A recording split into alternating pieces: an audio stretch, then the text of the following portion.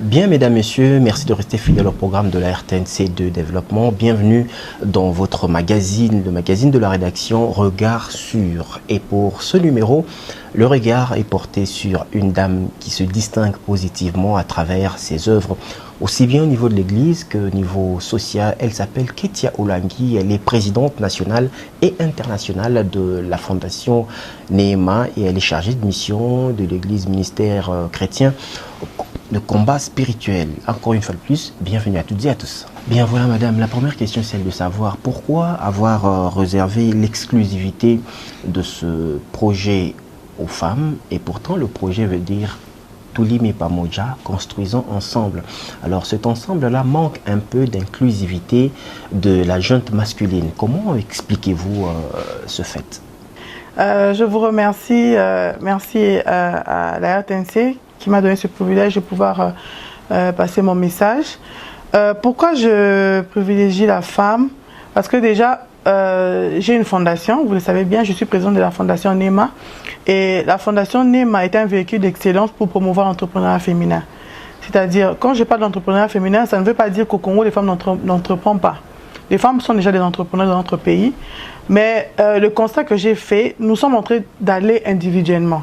Et individuellement, nous n'arrivons pas à produire des résultats assez adéquats. Ça veut dire des résultats qu'il faut par rapport à la grandeur et à la superficie de notre pays. Et ce n'est pas pour rien que je nous a créé, j'ai voulu que nous soyons plus de 80 millions d'habitants. Et en même temps, si vous remarquez bien, ce sont des femmes qui ont nourri notre pays pendant plusieurs années. Nous avons eu beaucoup de crises dans notre pays, plusieurs guerres, mais vous allez comprendre que c'est la femme congolaise qui a nourri les familles. Parce qu'il n'y a pas assez d'emplois. C'est la femme congolaise qui se débrouille. Alors, je me suis dit, si ces femmes ont pu nourrir notre République pendant plusieurs années, pourquoi ne pas regrouper ces femmes-là, les former, les outiller, et ensemble, que nous puissions faire des choses pour pouvoir développer l'économie de notre pays. C'est un peu dans ce sens-là. Et puis, deuxièmement, c'est aussi par rapport au... vous savez, on parle de gender, comme on dit gender, 50-50. La femme n'est pas assez représentée. Même dans les postes de décision, la femme n'est pas assez représentée. Alors, je me suis dit, au moins dans l'entrepreneuriat, laissons ces privilèges à ces femmes-là qui ont déjà nourri notre République, à pouvoir être aussi chef d'entreprise, à pouvoir aussi tenir une société et voir comment est-ce que ces femmes-là peuvent donner des résultats positifs. Donc ce n'est pas que je suis contre les hommes, mais c'est juste de laisser la chance à ces grandes dames qui ont déjà beaucoup lutté pour cette nation à pouvoir aussi bénéficier de ce qu'elles ont fait pendant plusieurs années. Alors parlons de cette main-d'œuvre. Elle sera entièrement locale ou importée ou vous allez associer les deux pour réaliser vos projets? C'est un projet pour les femmes congolaises. Quand je dis femmes congolaises, même celles qui sont de la diaspora. Parce que vous savez, celles qui sont à l'extérieur du pays, elles ont beaucoup plus d'expérience par rapport à nous. Pourquoi? Parce qu'elles sont dans des pays développés, elles ont vu ce que les Blancs font, elles ont vu ce que les étrangers font. Et leur savoir-faire, leur expertise peut nous aider à pouvoir faire avancer la société. Et quand je parle de société, ce n'est pas la seule société qu'on va créer. Parce que dans la conférence de presse, j'ai expliqué que j'étais allé au Katanga pour organiser la 3e édition du Forum annuel des femmes entrepreneurs. Et nous avons décidé de créer 10 sociétés, parmi lesquelles nous avons commencé par la société agro-industrielle. Donc nous avons créé 10 sociétés. Quand nous avons fini avec la première, nous avons entamé la deuxième. Alors pour la première société, c'est comme on dit, l'expérience des autres va permettre à ce que nous puissions développer. Moi j'ai l'idée, mais je n'ai pas toute la connaissance. Je peux avoir l'idée, mais telle ou telle personne peut venir encore ajouter sa connaissance pour pouvoir faire avancer le projet que nous avons. Et avec ce projet de grande envergure, il y aura certainement des engins à piloter et connaissant la jeune féminine ici au Congo, peu sont les femmes qui ont opté pour la mécanique industrielle. Alors, vous estimez qu'il y aura la main-d'œuvre qui viendra des centres de formation ou vous-même allez prendre ces femmes et les envoyer en formation pour piloter justement ces engins qui nécessiteront évidemment avoir des conducteurs ou des conductrices? Je voudrais préciser, en parlant de mécanique, en parlant de la main-d'œuvre, tout ce qui est machinerie sera exécuté par les hommes. Parce que vous savez, nous les femmes, nous sommes des êtres très sensibles et puis faibles. Il y a des femmes qui conduisent. Il y a des femmes aussi. C'est-à-dire, nous allons, côté machinerie, côté mécanique, nous aurons un mélange des femmes et des hommes. Donc des femmes qui peuvent le faire, elles pourront le faire, mais nous serons appuyés par des hommes. Quand je parle des femmes, de la société dirigée par les femmes, je parle de l'administration. c'est-à-dire la DG sera une femme, une femme chargée de marketing, une femme. Donc, nous allons constituer l'administration par des femmes. Nous voulons que cette société soit dirigée par les femmes. Mais dans la pratique, sur terrain, dans les champs, nous aurons besoin de la main-d'œuvre d'hommes. Parce que c'est vrai qu'on parle des femmes, mais on ne peut rien aussi sans les hommes. Donc, nous avons besoin de vous, les hommes, pour pouvoir aussi exécuter ce projet. Dans ce sens-là. Je ne sais pas. Et selon vos estimations, madame, le projet peut en soi engager combien d'ouvriers ou d'ouvrières, outre le fait que l'administration sera déjà assise, et ceux qui seront dans la chaîne d'exécution des tâches, combien d'ouvriers ou d'ouvrières sont attendus dans ce projet? Comment répondez-vous à cette question? Mais en fait, ce n'est pas que je suis en train il n'y a pas de discrimination. C'est juste que je vais laisser la chance à cette femme congolaise qui a travaillé pendant plusieurs années. Cette femme, vous savez, les femmes congolaises sont vraiment des femmes battantes. Notre pays est passé par plusieurs crises économiques, les guerres, et les victimes ont été des femmes. Surtout à l'Est de la République démocratique du Congo, c'est plus les femmes qui ont été violées. Alors, je voudrais un peu laisser la chance à cette femme congolaise qui a souffert pendant plusieurs années, qui s'est battue, qui a combattu aussi d'une manière ou d'une autre, à pouvoir nourrir les familles, à nourrir les enfants. Aujourd'hui, nous avons des licenciés, aujourd'hui, nous avons des ministres, mais au fond, ce sont les femmes qui ont travaillé. J'ai vu dernièrement à la télé, il y a une maman qui vendait des pains et son fils est licencié, je crois, en droit à l'UPC, quelque chose comme ça. Cette histoire m'a vraiment fait mal au cœur. Je me suis dit, je dois laisser la chance à toutes ces femmes-là aussi, à pouvoir exprimer leur savoir-faire, à pouvoir. Ce n'est pas qu'elles ne sont pas intelligentes, non. Il y a des femmes qui sont intelligentes, même des femmes licenciées, mais parce qu'elles n'ont pas eu l'opportunité, elles se retrouvent en train de faire ce genre de métier. Alors, je vais regrouper toutes ces femmes-là, leur donner la chance aussi de pouvoir s'exprimer, leur donner aussi la chance de pouvoir montrer au monde que les femmes congolaises sont des femmes qui peuvent tenir une société, qui peuvent aussi conduire une société, qui peuvent aussi contrôler l'économie de notre pays. Donc moi je pense que si on laisse la chance aux femmes congolaises, notre pays va aller de l'avant. Et nous voulons l'essayer avec cette société. Il est vrai que la fondation NEMA est présente dans plusieurs provinces de la RDC, mais le projet Tolime Pamoudja en soi est représenté dans combien de provinces parmi celles où la fondation est déjà présente? Oui, dernièrement, quand on a discuté avec mes conseillers, on s'est dit, vous savez, chaque province a ses réalités. C'est-à-dire, on ne va pas imposer l'agriculture à toutes les provinces. Ça veut dire, on va aller, nous allons réaliser des projets par rapport aux réalités des provinces. Le Haut-Katanga, c'est une province où l'agriculture, en fait, les terres sont favorables par rapport à l'agriculture. C'est pourquoi nous avons jugé bon de pouvoir exécuter ces projets dans ce sens-là. Par exemple, je donne un exemple banal. Par exemple, en Équateur, il y a plus de bois. Nous pouvons aussi créer une société là-bas par rapport au bois. Nous allons aller à Kisangani, nous allons voir par rapport aux poissons, parce que là-bas, il y a beaucoup de fruits de mer. Nous pouvons aussi créer une société aussi par rapport à ça. Donc, c'est-à-dire nous allons créer des sociétés par rapport aux réalités de chaque province. Et ça, c'est la vision de la Fondation NEMA. Dans l'effectif, au moins 200.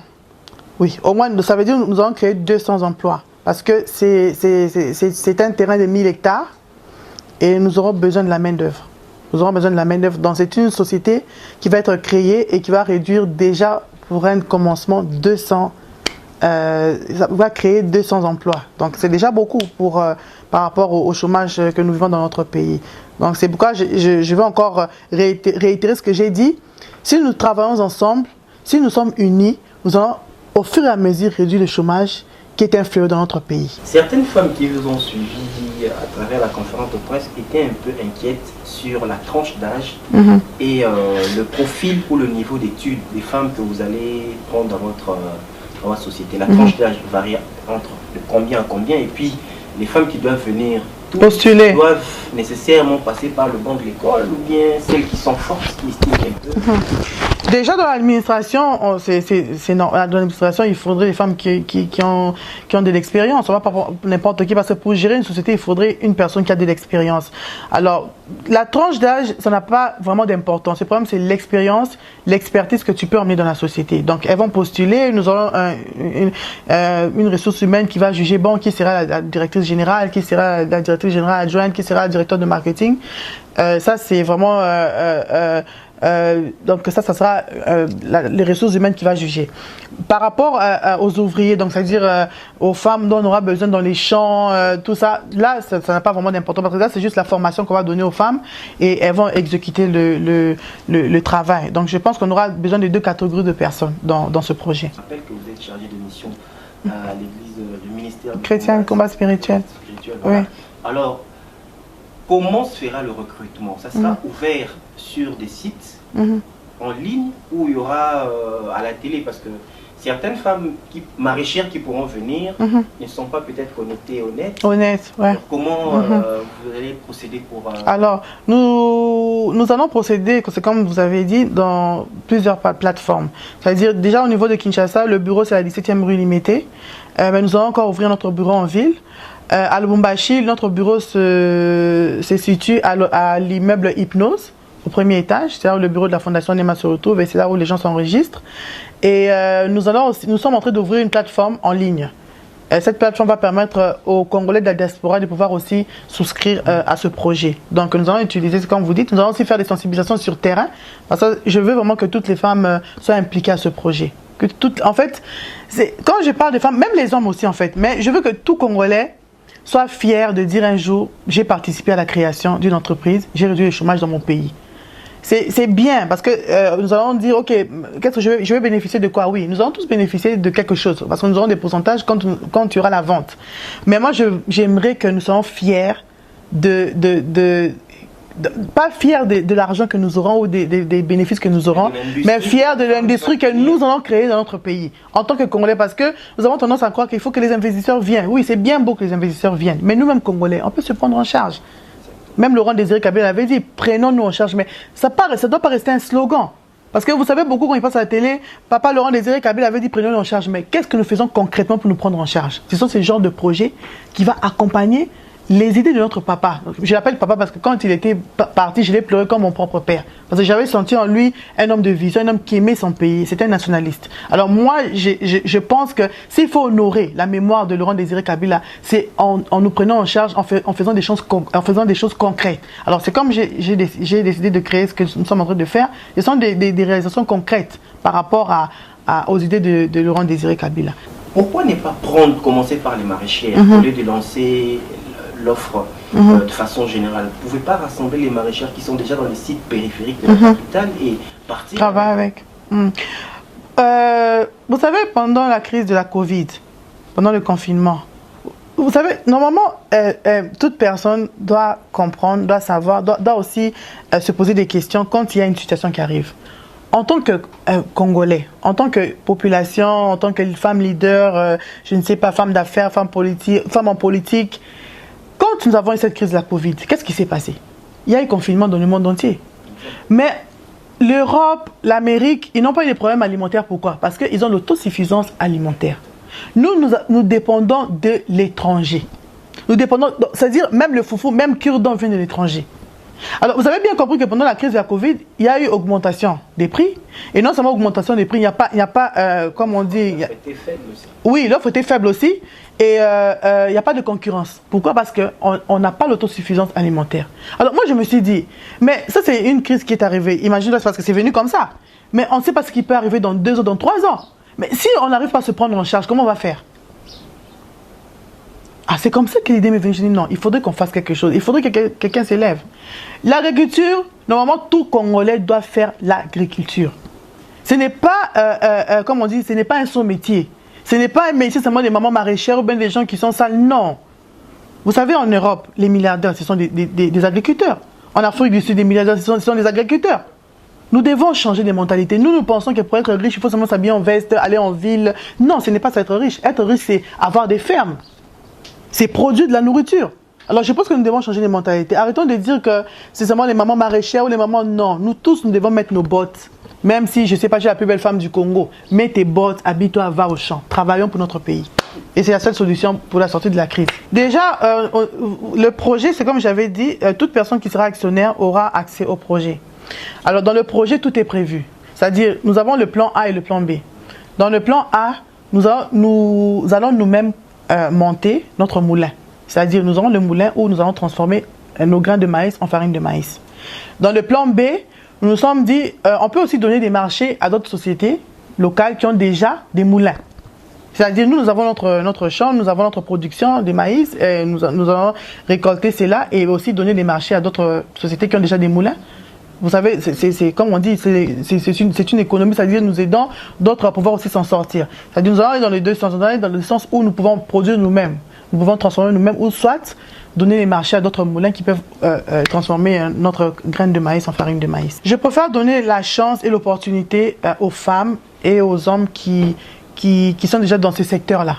Parce que c'est comme on dit, nous sommes Congolais, nous avons travaillé ensemble pour pouvoir créer cette société, mais je préfère donner l'opportunité aussi aux distributeurs congolais. C'est-à-dire, nous aurons ces points de vente, oui, mais la chaîne de distribution sera faite par des Congolais. Donc, des gens qui sont déjà dans ce secteur-là, ce seront eux d'abord les privilégiés à pouvoir venir s'octroyer les produits et la revendre. Alors, vous savez que nous, Congolais, on n'a pas encore une expérience en termes d'exportation de nos produits, à part les minerais qui sont exportés de la façon dont vous savez. Mais nous n'avons pas encore d'expérience en termes d'exportation. Vous ne pensez pas que c'est risqué? Vous préférez commencer d'abord par la distribution au niveau national et étudier d'abord le résultat que ça va donner et après voir en dehors de nos frontières. Moi, je pense que la première étape sera d'abord la distribution nationale. Et quand je parle de la distribution nationale, la distribuer dans toute la République. Oui. Et c'est comme j'ai dit, l'expertise des Congolais à l'étranger va nous aider. Parce qu'il y a des Congolais qui sont à l'étranger, qui travaillent déjà dans ces secteurs-là. Nous aurons besoin d'eux pour revenir au pays à pouvoir développer ces secteurs-là. Donc là, en tout cas, la porte est ouverte à toute personne qui a l'expertise à venir nous aider. C'est comme on dit la chaîne de distribution. Moi, j'ai l'idée, mais toute cette chaîne-là, nous aurons besoin des gens qui sont dans ce domaine, dans ces secteurs-là, de pouvoir nous aider à pouvoir acheminer la nourriture jusque dans les foyers des Congolais. Donc, nous allons d'abord commencer par distribuer dans la République, et puis, avec l'expertise de nos frères et sœurs congolais, nous allons aussi l'exporter à l'extérieur par la grâce de Dieu. Dans les projets de la Fondation NEMA, donc, quand je dis projet à long terme, c'est pas long terme 10 ans, non. Dans 2 ans, 3 ans, nous sommes en train de créer un centre, je vais appeler un centre de leadership. Et dans ce centre-là, en fait, il y aura tout. Dans ce centre-là, moi, mes projets, c'est toujours des projets grandioses. C'est bien parce que le pays va. Oui, c'est-à-dire, c'est un centre qui sera dans toute la République. Et dans ce centre-là, il y aura d'abord l'école, la maternelle, 6e secondaire. Il n'y aura pas seulement l'éducation, ok, le programme national, mais nous allons rajouter le programme de leadership. Parce qu'un enfant déjà de la maternelle qui a ce programme de leadership, quand il va finir, il va sortir en tant que leader. C'est-à-dire c'est un enfant, dès qu'il finit, il a son bac, tu sens que même sa manière de réfléchir, il va déjà dans le sens de création d'entreprise, des projets. Parce que vous savez, notre système d'éducation, c'est bien, mais nous sommes plus dans la théorie. Justement, c'est voilà. Qui allait en venir. Ouais. Moi, n'est pas initié. On veut plus la pédagogie et moins le pratique. Voilà. Alors, je vais donner un exemple banal. Ma fille de 7 ans, elle est dans une école anglophone. Mais quand tu la vois écrire quelque chose à la maison, quand tu dis, Elisabeth, qu'est-ce que tu fais? Elle dit, maman, je suis en train d'élaborer un projet. I'm doing my project. Un enfant de 7 ans te dit que I'm doing my project. Ça veut dire que quand elle va finir, elle est leader déjà dans sa tête. Alors, c'est dans ce même sens-là que je vais aller. Dans ce centre-là, il y aura une école de leadership, il y aura une clinique, il y aura un village des femmes. Quand je parle de village des femmes, c'est un village où on va réinsérer les femmes qui ont été battues, les femmes qui sont battues, les femmes qui passent par des divorces, les femmes qui passent par des moments difficiles. Nous allons les récupérer, les former et puis les réinsérer dans la société. Donc c'est tout un grand projet que j'ai déjà aussi élaboré. Avec le temps, je vais le présenter aussi à des investisseurs. Moi, c'est dans ce sens-là que je vais aller. Je pense que moi, ma contribution dans ce pays, c'est comme j'ai dit, c'est de pouvoir former, c'est de pouvoir éduquer, c'est de pouvoir aider et de pouvoir aussi permettre aux gens de pouvoir s'en sortir. Et si une personne peut s'en sortir seule, ça va dans le sens du développement de notre pays. Vous avez ici parlé des investisseurs et des partenaires. Est-ce que vous avez fait appel aussi au pouvoir public? Est-ce que les autorités publiques vous accompagnent aussi dans ce projet? Oui, déjà avec le projet du Haut-Katanga, nous sommes en partenariat avec le gouverneur Jacques Aboula. Parce que le gouverneur Jacques Aboula, c'est parmi les gouverneurs, d'abord il est jeune et il a une vision par rapport à la femme, par rapport au développement et promotion de l'entrepreneuriat féminin. Et quand je lui ai présenté ce projet, il était déjà partant. Parce que vous savez, au niveau provincial, ils ont déjà produit la farine de maïs au Katanga, made in Congo. Donc, vous sentez que c'est un gouverneur qui a le sens de l'entrepreneuriat Et quand il voit que les femmes et les hommes ont des bons projets qui peuvent accompagner le développement du pays, il est avec vous. Donc le gouvernement, déjà, je travaille avec plusieurs gouvernements provinciaux de notre pays qui sont en train de voir en moi une femme qui a des ambitions et qui m'accompagne. Donc déjà, le gouvernement congolais m'accompagne. Alors, je l'ai dit un peu plus tôt, vous êtes aussi chargé des missions à l'église ministère chrétien de combat spirituel. Alors, après le départ de papa et maman qui sont dans l'au-delà, d'aucuns estimaient que l'empire allait s'effondrer, mais là, on remarque qu'il y a encore beaucoup plus de consolidation, d'ailleurs avec l'ouverture d'une nouvelle extension en Côte d'Ivoire. Que pensez-vous de ceux qui ne donnaient pas autant de chance au fait que l'empire puisse tenir? Vous savez, je vais encore répéter, je vais encore redire, l'Église n'appartient pas à un homme. L'Église appartient à Dieu. Et Dieu s'est choisi des instruments qu'il utilise pour un temps et il décide de répondre à la personne. Quand la personne a une mission, si la personne respecte les canevas que Dieu l'a donné, il crée l'alliance avec Dieu. Et même à son départ, c'est cette alliance-là qui tient l'Église. En tout cas, moi je dis, pour le cas de notre Église, pour le cas du ministère chrétien de combat spirituel, c'est l'alliance que papa et maman Lang ont fait avec Dieu qui tient ce ministère. Ce n'est pas parce que... Voilà, c'est un peu comme les enfants d'Israël. Ce n'est pas parce qu'un Olang est saint. Moi, j'ai toujours dit, pratiquement, moi, je ne suis pas sainte. J'ai toujours dit, parce que moi, je n'aime pas être pasteur hypocrite. Il n'y a aucun pasteur qui est saint. Nous avons nos défauts, nous avons nos faiblesses. La seule chose qui nous attache à Dieu, c'est parce que nous avons un cœur repentant. Et nous disons toujours à Dieu, Seigneur, je ne suis pas sainte, aide-moi à pouvoir marcher dans le travail que tu m'as donné. Alors, ce n'est pas ma force, ce n'est pas la force de mes frères ou de mes sœurs, ce n'est pas la force d'un combattant. Je pense que c'est Dieu lui-même. Et aussi, parce que papa et maman Langui ont mis leur fondement en Jésus-Christ. Il y a un fondement très fort dans notre ministère. C'est-à-dire, c'était une femme très, très, très charismatique, une femme qui a vraiment de discipline, et elle savait ce qu'elle voulait. Et déjà, dans sa structure, ce qu'elle avait fait, c'était... nous avons plus de 185 sièges dans le monde. Donc, c'est presque comme un président de la République. Je vais même dire qu'elle était plus qu'un président parce qu'elle gérait des nations. Elle ne gérait pas seulement le Congo, mais elle gérait des nations. Déjà, au Congo, dans toute la République, dans des villages, nous avons des églises. Alors, ce qu'elle avait fait, c'était qu'elle envoyait des missionnaires. C'est aussi l'honneur du Congo, parce qu'on a tendance à dire que les Congolais, les Congolais ne baptisent pas, les Congolais sont des voleurs, mais c'est faux. Parce que les missionnaires qui sont allés en mission au Cameroun, les chefs des missions au Cameroun, bon, les missionnaires, pour ceux qui ne comprennent pas, c'est un peu comme les gouverneurs. C'est-à-dire, nous avons des gouverneurs dans chaque pays, dans chaque province, des gouverneurs qui représentent la fondation Olangi Osho. Et tous ces missionnaires qui partent là, ce sont des Congolais. Par exemple, en Côte d'Ivoire, le chef des missions, c'est un Congolais, lui et sa femme, avec leurs enfants. C'est eux les pasteurs de notre église là-bas en Côte d'Ivoire. Et chaque siège est autonome. C'est-à-dire, tous les revenus, tout ce que vous avez comme bénéfice, tout ce que vous avez comme rendement dans vos sièges, ça appartient à ce siège-là. Et c'est à vous-même de gérer, construire vos bâtiments, construire vos écoles, construire les hôpitaux. Et c'est ce qui s'est passé en Côte d'Ivoire. La Côte d'Ivoire, ce n'est pas le premier siège qu'a construit. L'Angola aussi, nous avons un grand temple là-bas. Et pour la Côte d'Ivoire, c'est un peu spécial parce que c'est fait après le départ des parents. Parce que c'est comme vous avez dit, les gens pensaient que après les parents, c'est fini. Mais au contraire, c'est comme j'ai dit, il y avait une base solide. Et chacun qui vient au combat spirituel, c'est que je vais là-bas, non pas pour voir les enfants au Langui, mais je pars là-bas parce que j'ai entendu un enseignement. Je suis allé rencontrer le Dieu de papa et maman au Langui. Et quand les gens viennent, ils viennent par rapport à ça.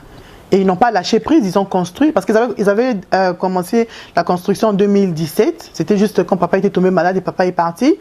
Mais ils n'ont pas lâché. Même après la mort des parents, ils ont continué. En tout cas, coup de chapeau au chef des missions, le couple Christophe, nos pasteurs de la Côte d'Ivoire. C'était vraiment avec eux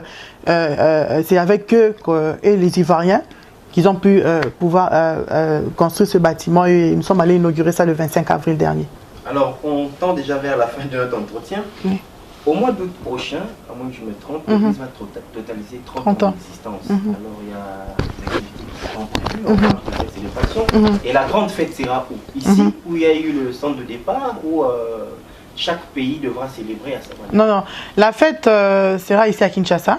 C'est aussi le centre international à la 17e rue Limité. Les missionnaires du monde viennent. Voilà, c'est le monde entier qui sera là. Donc, il faudrait que le gouvernement congolais se prépare. Parce que là, c'est le monde entier qui sera là. Il y a l'Asie, parce que notre église est représentée en Australie, moi-même j'ai fait l'Australie, nous sommes en Chine, nous sommes à Dubaï, nous sommes partout. Nous sommes presque toute l'Europe, nous sommes en Amérique, nous sommes en Amérique du Sud, nous sommes dans toute l'Afrique et en République démocratique du Congo, nous sommes dans toute la République. Donc au mois d'août, c'est le monde entier qui sera ici à Kinshasa. On espère bien qu'on va vous accompagner. Oui. Alors, on va finir. Bien, madame, avant de terminer ce magazine, un mot sous vos doubles casquettes. D'abord, en tant que présidente nationale et internationale de la Fondation NEMA, et après, en tant que chargée de mission de l'Église ministère chrétien du combat spirituel. Donc, un message sous double volet. En tant que présidente de la Fondation NEMA, je voudrais encourager le peuple congolais. C'est comme je dis, nous, en tant que serviteurs, servantes de Dieu, ne soyons pas à la base si je peux dire, chômage ou problème de notre pays. Dieu nous a mandatés à pouvoir outiller le peuple de Dieu au travail. Parce que vous savez, beaucoup de chrétiens pensent que Dieu m'a dit, la prophétie, on va souvent prier dans les montagnes, parce que moi aussi je suis adepte des montagnes, je vais souvent prier dans les montagnes. Tout ça c'est beau, mais sans le travail, la prophétie ne s'accomplit pas. Dieu peut te promettre des choses, mais il faudrait travailler. Alors nous devons apprendre le peuple congolais à travailler. Si aujourd'hui la Côte d'Ivoire et la Côte d'Ivoire, c'est parce que les Ivoiriens travaillent. Si aujourd'hui l'Angola et l'Angola aujourd'hui, c'est parce que les Angolais travaillent. Nous devons travailler, nous devons nous mettre debout, nous prendre en charge, travailler, accompagner de la prière. Et je pense que si nous travaillons, nous nous mettons debout, notre pays va avancer. Ça, c'est le message que je donne au peuple congolais. Et en tant que servante de Dieu, les promesses de Dieu s'accomplissent toujours. Donc, persévérant, nous savons ce que j'ai dit pour notre pays. Il y a eu beaucoup de prophètes nous avons eu beaucoup de prophètes dans notre pays. Et je pense que tout ce que j'ai promis pour ce pays va s'accomplir. Que Dieu vous bénisse, je vous aime beaucoup. Bien, voilà, mesdames, messieurs, c'était votre magazine Regard Sûr qui a porté son attention sur Madame Ketia Olangi. Je le rappelle, elle est présidente nationale et internationale de la Fondation NEMA et chargée des missions de l'Église ministère chrétien du combat spirituel. C'était un réel plaisir de partager 2 quarts d'heure avec elle autour des questions liées essentiellement au développement de la société. Merci et au prochain numéro.